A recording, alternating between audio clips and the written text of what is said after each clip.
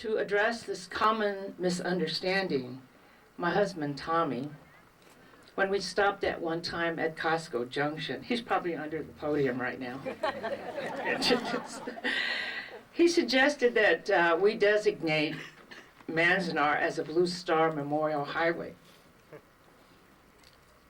Well, at the dedication of the Blue Star ceremony, like today, Japanese American veterans and local veterans of foreign war served as color guards.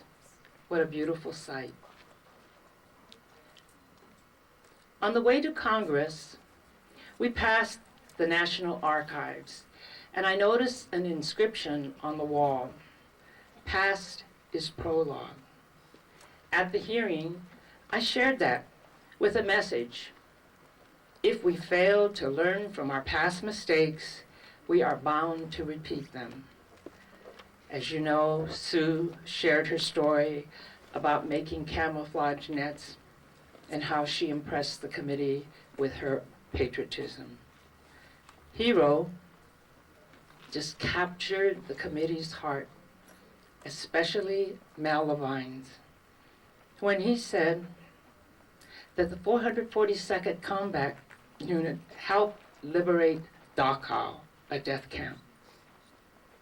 This happens to be a little-known fact in history because the U.S. Army, in a paradoxical quandary, removed the Japanese American soldiers from the picture. Whether in winning back our civil rights after internment or in gaining congressional support for redress and reparation, the loyalty, patriotism, and heroism of our veterans have carried the day. All the veterans who are here with us today, would you please stand? Let us recognize you for your sacrifice, for your family, for our country. Please stand. Let us salute you.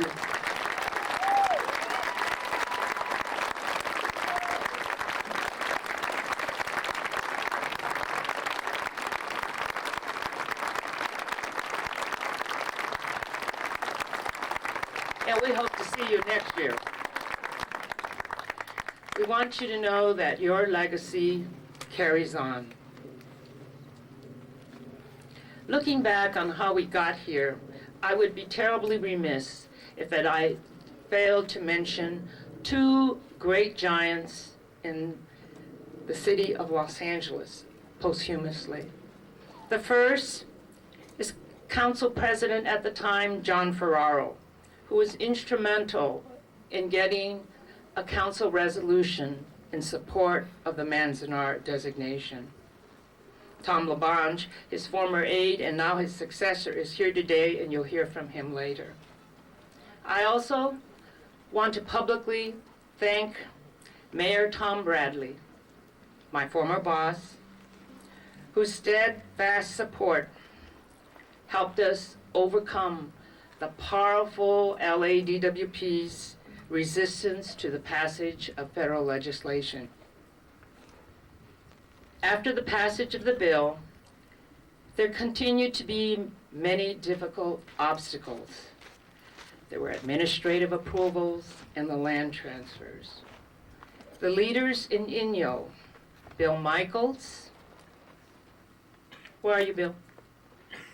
Way in the back, way in the back. Bill Michaels, then Supervisor Bob Gracie, and our first superintendent, Ross Hopkins. They played such instrumental roles. Some of you locals will recall how the newspapers regularly reported some very racially tinged hostilities.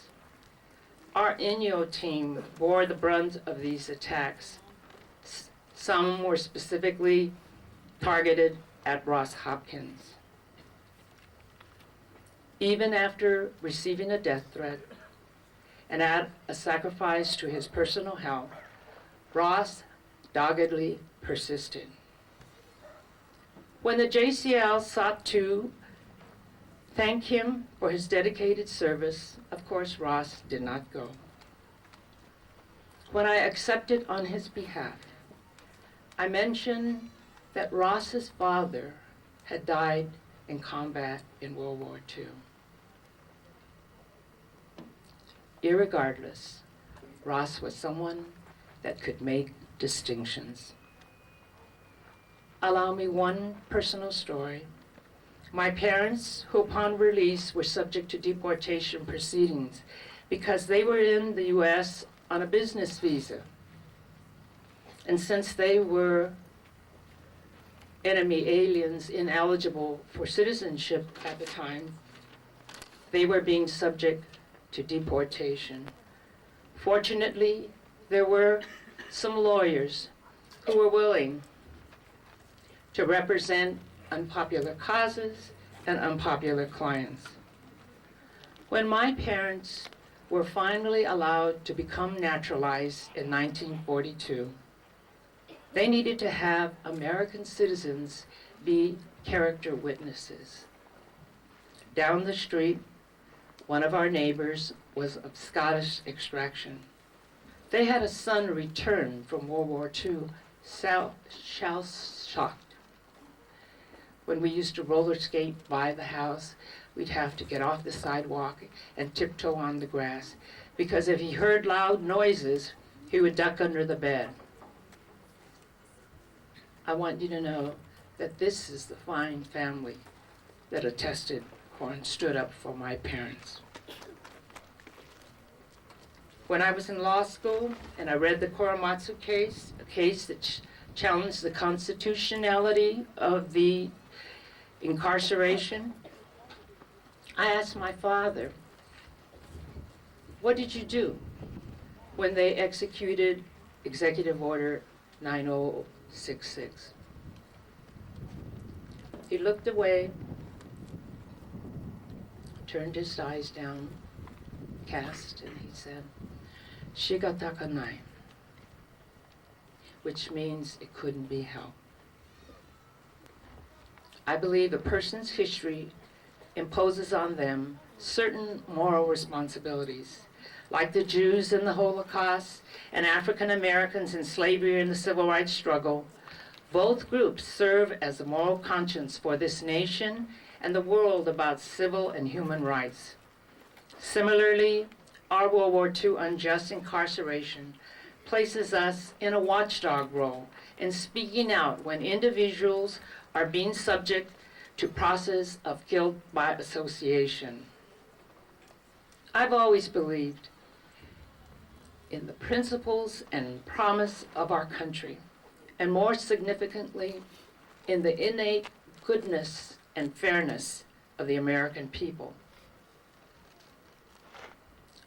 On this day of celebration, let us all renew our commitment to being vigilant against the infringement of constitutional rights against any group, so that years from now, when your children or your grandchildren ask you what were you doing when individual or group's rights were being abridged, you have had the courage to lend your voice so that you do not have to answer "Shigatakanai."